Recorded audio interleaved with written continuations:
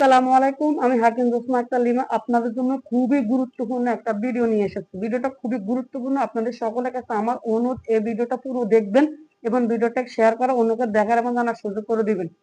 খুব কমন দুইটা প্রোডাক্ট নিয়ে কথা বলুন। এটা হলো রসুন এবং লেবু।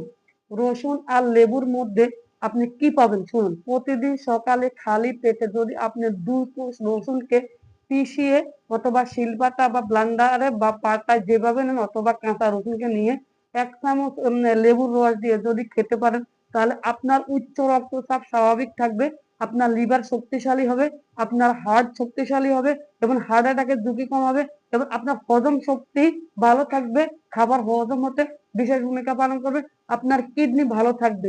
এছাড়া কিন্তু যাদের শারীরিকভাবে আপনারা দুর্বল আছেন, শারীরিকভাবে কিন্তু শক্তি কম, তারাও কিন্তু এই রসুন এবং লেবু যদি নিয়মিত খেতে পারে তাহলে চমৎকার চমৎকার রেজাল্ট পাবেন।